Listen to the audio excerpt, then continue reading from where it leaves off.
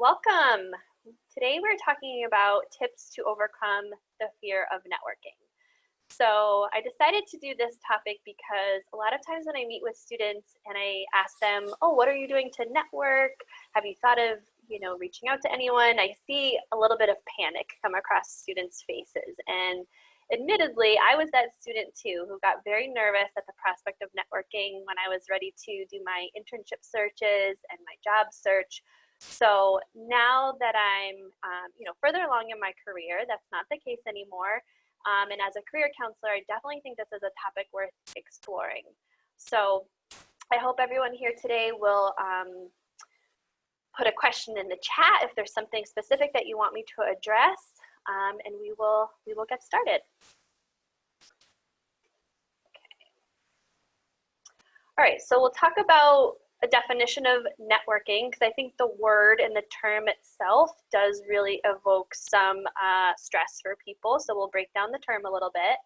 Then we'll start to unpack, why is it that it's scary, right? What's really happening when we hear that word and we just know it's something we don't want to do? What's happening there?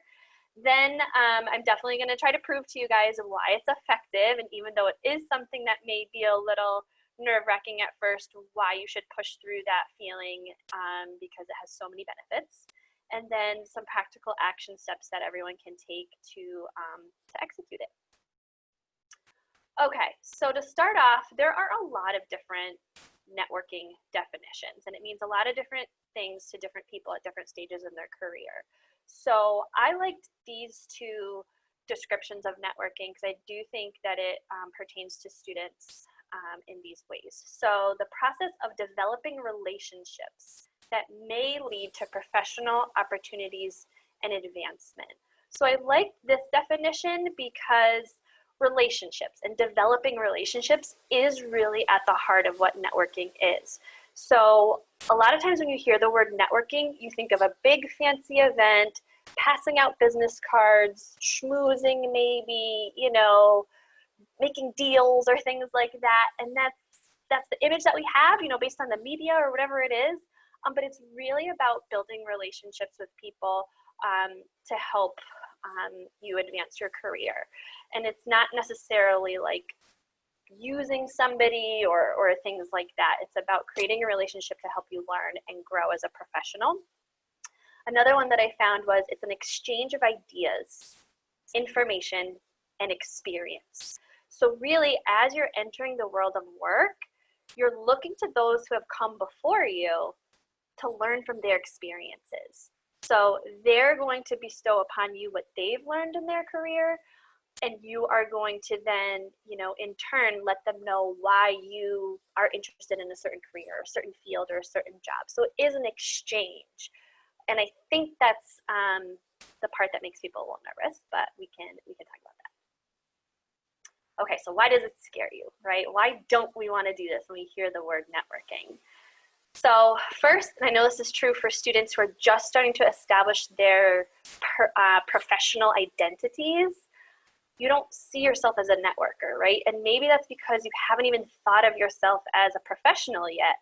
You were a high school student, then your identity, morphed into a college student, and you're just kind of putting on your training wheels, so to speak, in terms of a professional. So when you're then asked to network with other professionals, it feels a little bit scary because you're not yet sure who you are as a professional. So that feels a little bit like uncharted waters, and I get that. So when people suggest that you network or, talk to other professionals in a learning capacity or to get advice, everybody's been in your shoes, right? So know that you're not alone in feeling that way. And really all that you're tasked with doing in those situations is showing people the value that you can add and that you're worth knowing. So in that comes with a little bit of confidence that's necessary, right? I don't want to say fake it till you make it, but it is sort of, you just have to own it and say, I'm here, I'm going to ask questions. This person is talking to me because they want to help. And more likely than not, they've been in this situation themselves. It's certainly what I can share with you guys as being in the career services world. every employer that we come across works with students and hires students, and they speak to students from a point of wanting to help and wanting to advance their career, and out of a curiosity. It's not as intimidating. Professionals aren't as intimidating as you might think. I know when I was in college, I was very scared of interacting with professionals because my confidence was very low. I was a first generation college student. I had 0 people in my life that worked in, college educated professions. So it was very unknown. It felt very unattainable to me. And I think the reason I was so scared was because I didn't feel like I belonged. So that took me some time, obviously, in entering the world of work and seeing, oh, these people are like me. I am smart enough. I do belong here. That took me a minute, and now I'm much more confident. So if I could go back to my younger self and tell myself anything, it's you're worth it. You belong. You're smart enough. You can do it. So I'll say the same to all of you. Which brings me to, I've basically gone over it, but imposter syndrome, feeling like you don't belong. That's why you're scared, right? When you first started high school, maybe you were a little scared because you were the youngest person. When you first started college, maybe you were a little scared because you're the youngest person. It's probably the same thing happening all over again now. But I love this statistic. 80% of US adults have experienced imposter syndrome, feeling, those feelings of inadequacy like I was mentioning. So pretty much everyone has felt it. So it means that we all belong. Okay, another reason networking sounds scary is people who identify as having social anxiety or maybe some introverted tendencies. So anytime that either, we put those labels on ourselves or we're diagnosed with something, it can then feel like, okay, so that means I can't do X, Y, and Z. If anybody feels like this is a camp that they fall into, also know that you're not alone, and just set some manageable expectations for yourself in terms of how you decide to interact with people when you know that you should be networking. Don't choose to, we're in the time of COVID now, so we're not entering large scale events at the moment, but someday we will. So maybe if you're, dipping your big toe into the waters of networking and you feel like you have some social anxiety, maybe you're not going to attend a large scale event right off the bat. Maybe it's going to be a more one-on-one setting through a mutual connection that feels a little safer and wouldn't, bring up so many anxieties. But that can look different for different people, so I don't want to make too many assumptions about that. But these are pretty much the main reasons of why networking is scary, and I felt like that was important to address so we can start to really think about, why am I scared of this? How can I overcome that? Because it is so beneficial. The benefits of networking absolutely 100% outweigh the little bit of stress feelings that come into play. So I'll tell you a little bit about that. So networking is pretty much recommended across the board to any job searcher. Anything that you'll look at, read, career counselor you'll talk to will always mention networking, and it's not to be annoying or give you work you don't want to do. It's because it really does work, okay? So this statistic will blow your mind. 75% of jobs are found through a mutual connection, aka networking. So think about it. If you've submitted an application to a job and there's 50 applicants, 40 applicants, whatever it is, and somebody on that hiring manager's team says, oh, a former colleague of mine who's great, so talented, so wonderful, they've applied for this job, I highly recommend them, right? Say 3 people do that. They're going to look at that resume a little more closely than maybe they would look at the other resumes who are just as good, but they're strangers, okay? So anytime that you can meet people in your industry or in your field so that it's more likely that those types of things will happen, we highly recommend that. And a mutual connection doesn't have to be a former colleague, So when we talk about networking, it's really just talking about your job search to anybody who will listen. So the example that I always like to give to students is you're getting your hair done, which we all will be getting our hair done pretty soon. They're opening up, they're opening up soon. So you're getting your hair done or some similar situation, and you're having the small talk that you have. You mention your job search. I'm graduating Framingham State. I have a degree in communications, and currently I'm looking for something in marketing. And the person doing your hair might say, oh, you know what? I just had a wonderful client this morning who is a director of marketing. Let me get you her information. Or, oh, my brother-in-law is director of marketing at such and such company. So your person doing your hair knows nothing about marketing, but they're one degree away of someone who does. So the more interactions that you have like that on a small kind of micro scale, you never know where they can lead. And even working with our office and working with career services, we know a lot of alums, we know a lot of people who are working in different fields. And so if you're coming to us and, telling us your goals, maybe we'll know someone who can give you some advice and meet with you and things like that, because it makes a difference. Okay, so the next thing not a lot of students realize is that there's something called hidden jobs that are not posted on, your Glassdoor or your Indeed.com, LinkedIn jobs board, things like that companies just know that they can find someone within their networks and they don't even have to post them.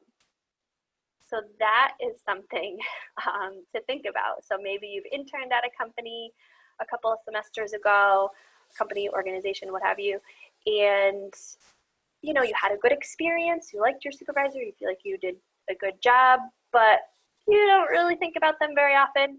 That supervisor and those colleagues are people that you now have in your network. And you may think that you don't need to interact with those people anymore, but now that you're graduating or searching for your internship or whatever it is, you just reach back out to them and say, hey, I'm graduating. I just wanted to touch base and say thank you so much for the internship in such and such semester.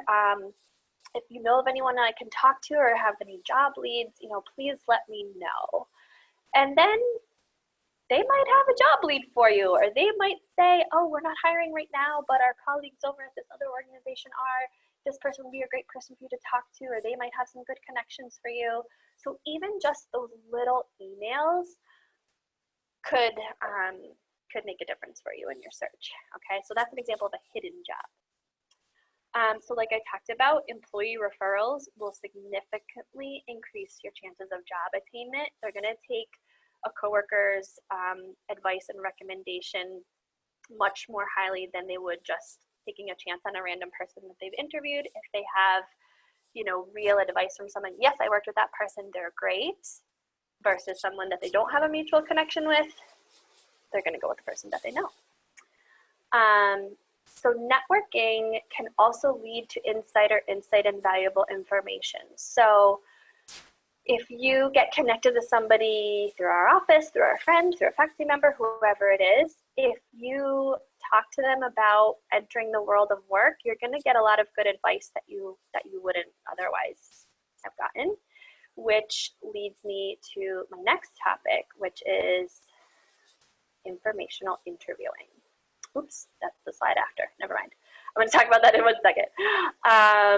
Okay, so now that I've talked to you about why networking scares you, why networking is beneficial, you're still feeling a little bit uneasy about it, probably, maybe a little bit less, hopefully. I want to talk to you about some manageable goals that you guys can set for yourself to incorporate networking into your job search. Because I know it feels difficult to put yourself out there anytime, to reach out, to talk about these things, but it will benefit you in so many ways. So let's see. So first, I want you to figure out, what am I even going to achieve with this networking? What do I really want? Am I learning about a field? Am I trying to get job leads? Am I looking for advice? What it is, determine what it is you want to gain from reaching out to professionals. So set that goal for yourself. It's going to mean something different for everybody. Then it's, okay, who do I reach out to? Who do I talk to? What does that look like? So that's where your campus resources can come into play. So certainly our office, making a Starfish appointment with a career counselor to just talk about the job search process, to just let us know kind of what it is that you're doing. We can help you make a plan for your job search. We can help you make a plan for networking, how to incorporate that and to kind of break it up into smaller steps for you. So it's not like, I should network. It's, oh, Emily from Career Services has an alum that she knows that she's going to email for me. And then if that person agrees, I'm going to send them an email and just say, can I chat with you for 20 minutes about the role that you have? Because I'm really interested in your company and I'm really interested in the type of work that you do and I want to learn more. That's networking. Similarly, you can speak to your faculty members about that, or your department chairs, or your academic advisors, because they'll have relationships with former students in exactly the same way. So getting a little bit of help and having that middle connection can make it easier, less scary, and is just a good way to go, rather than just finding a random person and reaching out, which is also another way of networking that also works. But if you're fearful, if you're a little weary of networking, that can be a good baby step. So like I mentioned earlier, you're going to want to set manageable goals that pertain to you. So what I mean by this is know yourself. Know what you're going to execute and what you're not going to execute. So if you are that type of person that really struggles with going to events, which I know isn't necessarily relevant in our world currently. Maybe it's a large Zoom event, I don't know. If that's really something that has historically been a big challenge for you, don't choose to make a promise to yourself that you're not going to fulfill, is I guess what I want to say. And that I don't want to say don't challenge yourself, but I want to say don't set yourself up for failure. So maybe start smaller, feel the reward of that, get connected to someone through a mutual friend first, see how amazing that felt and how confident you felt and how that wasn't as scary as I thought. Then maybe down the line, you say, okay, I can do this, or I'm going to attend an event with a friend, maybe, or a Zoom networking event I'll attend with a friend so I feel like I'm not as alone. So that's what I mean when I say set manageable goals that pertain to you. For some people, that's not as difficult, right? So they could say to themselves, yeah, I'm going to enter this room by myself, or I'm going to, just seek someone out that I've never met myself, that I've never met before, and that's fine. So I guess I would say set goals that you can achieve, and then build from there. So you're setting a foundation if this is something that scares you a little bit. Okay, so, and then my example that I put there too, write down a goal of maybe meet, and if it could be virtually or over the phone, meet maybe 3 new people in 3 either different roles or careers in different industries that you're curious about and you want to learn about their career path, or you want to learn about what it is that they actually do every day. Are these the types of jobs that I want to be applying to? I want to talk to somebody who's been in those jobs to see what it's really like. Okay, then this one is utilize existing relationships in a new way. So I love this bullet point because when I talk to a lot of job searching students or internship searching students, and I'm, we're making a plan on different avenues that they can take to land their internship or land their job, and I start to talk to them about networking and people that they might know, it doesn't dawn on them right away, because a lot of people in your life might just be in your life because it's your soccer coach or it's your aunt, and you don't interact with them in that professional way, and you can almost forget or not know what they do for a career. So try to see the people in your life through that other lens of like, oh yeah, what does Auntie so-and-so actually do? Wait, isn't she a biologist? You know what I mean? So try to just do a little inventory in your mind of all the people that you know in certain ways, and then figure out, oh, is this somebody that I can learn from? And I think also under this umbrella is the hairdresser example of, in any small talk situation, even if it has nothing to do with the professional world, just casually mention, oh yeah, I'm graduating, I'm in my job search. a sentence or two about what it is you're looking for and what your industry is, because you never know who that person could be 1 degree away from, right? Like, so my dad drives Thomas's truck, but his best friend is a photographer, right? So if you were talking to my dad, who seemingly doesn't know anything about the world of photography, if he was talking to you at a graduation party and you mentioned to him that you're very interested in commercial photography, he would say, oh, my best friend John is a commercial photography. He would love to help you and talk with you, right? So you never know who you're 1 degree away from. Okay, so that brings me to LinkedIn, which I hope all of you have. We work with students on building a professional, effective LinkedIn page all the time. So if you're a little curious on how to do that or not feeling so confident about your LinkedIn, definitely meet with the career counselor in our office to get your LinkedIn looking great, because it really matters and it does come in handy and work in all the ways that I've mentioned that networking works. And it's your first professional foot forward on the internet. Job hiring managers are going to Google you. And if that's the first thing that comes up, you want that to be a really great first impression. So it's not enough to just have a page. You got to build the connection. So a connection is like adding a friend or following somebody on other social networking sites. It's called your connection. So you're going to want to connect with those in your graduating class or your current classmates, alums of your major, or people that you have already just graduated and you know them. Faculty, most FSU faculty, staff, like myself, you can connect with us on LinkedIn. Just your friends, even if they have nothing to do with you, right? Like if you're a communications major and they're a chemistry major, connect with them anyway. Your family, acquaintances, all of these people are fair game on LinkedIn. So I get asked a lot of etiquette questions about, well, who can I connect with on LinkedIn? Is it weird? I had one class with them 2 years ago. I think they know my name. To me, an acquaintance in that scenario is totally fair game to be a LinkedIn connection. It doesn't mean you have to be, best friends with somebody or have, been a group project partner with them 3 semesters in a row. I think as long as you kind of would recognize each other, they would probably know your name. I think it would be a great LinkedIn connection, because especially after you graduate Framingham State, FSU alums want to help other FSU alums. So they'll probably remember you more than you think, and you never know, they could end up in a really cool job that you might be interested in working for someday. Okay, so I've alluded to this a little bit during this interview. So informational interviewing is probably, in my opinion, the most effective form of networking. So an informational interview is something that can happen as a result of networking.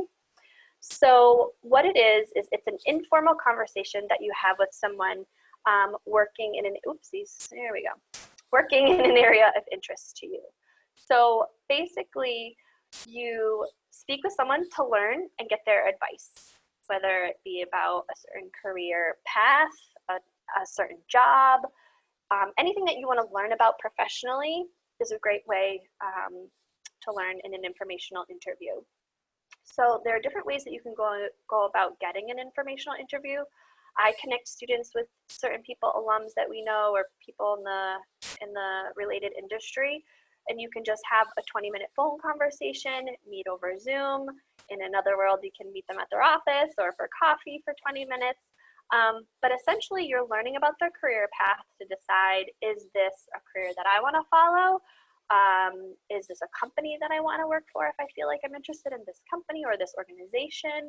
Or do I really want to be a social worker? I think that I do. Maybe I better talk to a social worker or two first to get their perspective and to see if that's something that I like.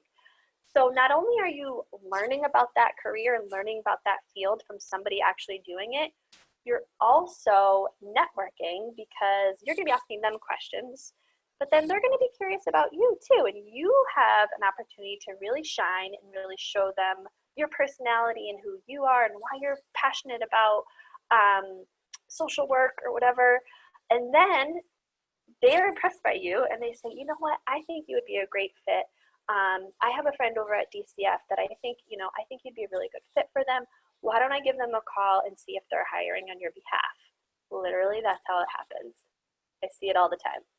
So if you're curious about how you can meet someone for an informational interview, certainly talk with our office and we can pretty much get you connected with someone to conduct an informational interview to learn about what they do or their company that they work for. So you can utilize LinkedIn for this as well. If you see a former classmate of yours is working in a job that you would love, like, oh my gosh, how did they get that job? I would love to be doing that job. Reach out to them on LinkedIn, send them a message. Hi, I noticed that you're working at this company. That sounds so amazing. I'd love to ask you some questions and learn about your career path. Would you have 20 minutes where we could chat one day? And then you go prepared with some questions for them. You also want to have your elevator pitch prepared, just your 30-second about what it is that you do, or what it is that you're majoring in, or what your degree is in, and then kind of what you're searching for. And it's a give and take. Remember back to that earlier definition. It's an exchange, right? So they're probably not going to be inclined to help you unless you're sharing a little bit about yourself also. So that is part of it as well. Okay. Yep, so ask them questions about career history, their current role, company culture, all those types of things. What you're doing in an informational interview and in any kind of networking setting is you're asking for advice and information. You're not asking them for a job. That's just not really good networking etiquette. They know you're job searching. If you say, I'm in my job search, I'd love to learn about what you do, right? So you don't really want to say, is your department hiring? Are you hiring? Because then that puts them in an awkward position to either say yes or no. It's understood that you're job searching. If they have an opportunity that they want you for, they will share that with you. Okay, so that's an important point. Okay, so lastly, before we wrap up, I just want to talk about some mistakes to avoid. Now that you're all feeling so confident about networking, you're not scared at all anymore, you're feeling great. So I see students have amazing LinkedIn pages, lots of connections, but then they're not using it. I think probably because they didn't attend this presentation and they were still very nervous about reaching out.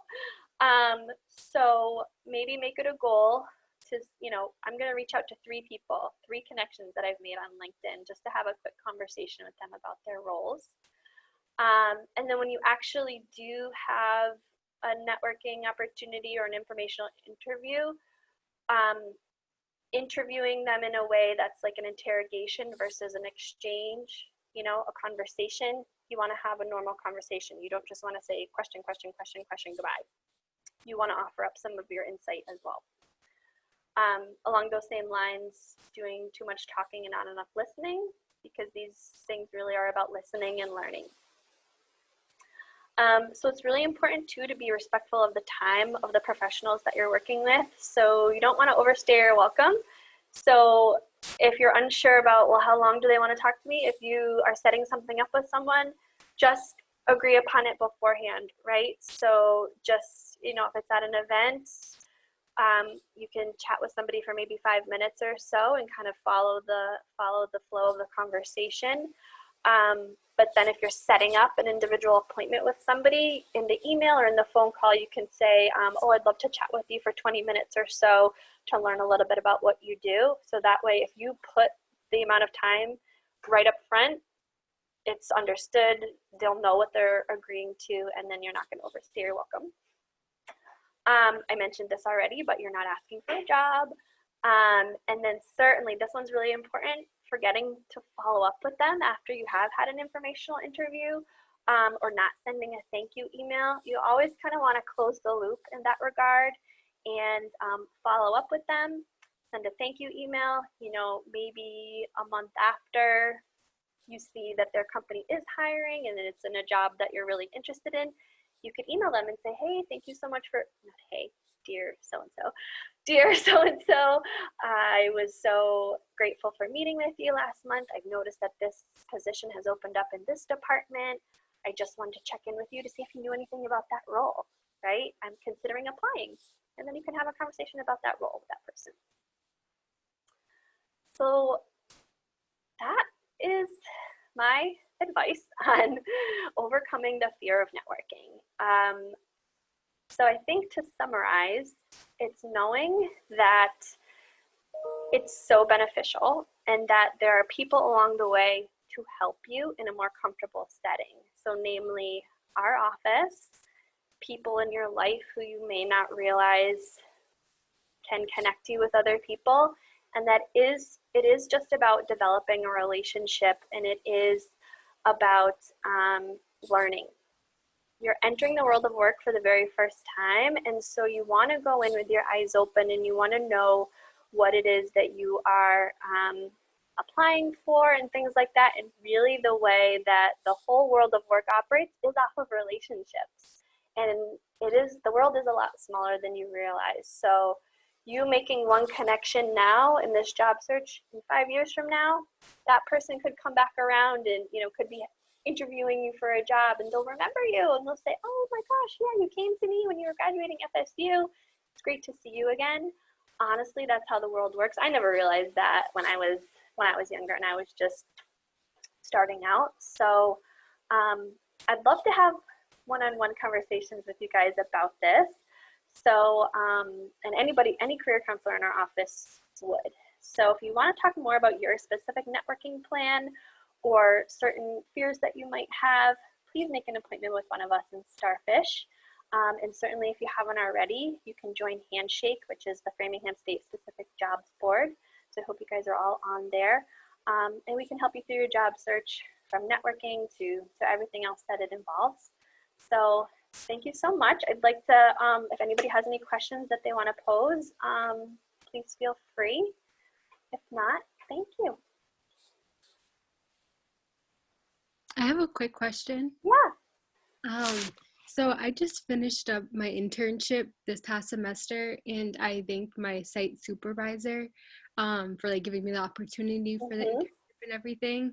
And after I just listened to this whole presentation, I was thinking, and I was like, would it be okay to say something like, I'm interested in getting a job? It was at a company called WIC. I didn't know if it'd be appropriate to say something like, I'd be interested in working for at WIC, if there's any opportunities, if you could let me know. Is that something that I would try to avoid, or is that something? No, you definitely want to take the opportunity to do that. So it's all in the nuance of how you ask the question, right? So let's brainstorm that a little bit. You might say, I've had such an incredible, great experience interning here. I really think that I'm interested in wanting to pursue this type of setting full time. Please let me know if you hear of any openings that you think I might be a good fit for.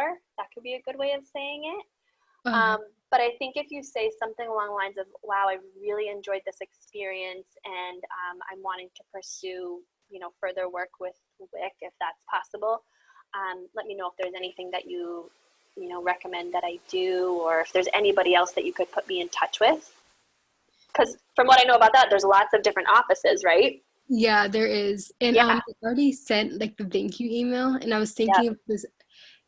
Should I when she responds, should I also add what you mentioned before, I'm interested in being involved in this company, and I'd be open for different opportunities. Would that be something I could add after she replies, or is it kind of too late to sort of? No, it's not too late, because you're just graduating now, right? Yeah. So even if she doesn't reply, right? Because not everybody replies to a thank you. They just think, oh, that's so nice, she sent me a thank you. Even if she doesn't, you could wait a few days, and then, it could be, you could title it follow-up. And you could say, as a follow-up to my email, I've been reflecting, and I really have had a great experience here. If there's any advice that you could give me on, pursuing a career with WIC, I'd love to chat with you about that. That could be a good way of putting it. Okay, that works. Yeah. That way it shows that I'm still interested, even though if she didn't answer or not. Okay. Yeah. Thank you. You're welcome. Good luck. Let us know. Thank you. I will. Any other questions? All right. Well, if there are, you guys know how to reach us. Here's my info here. And best of luck. I hope you guys will keep using our office. Take care.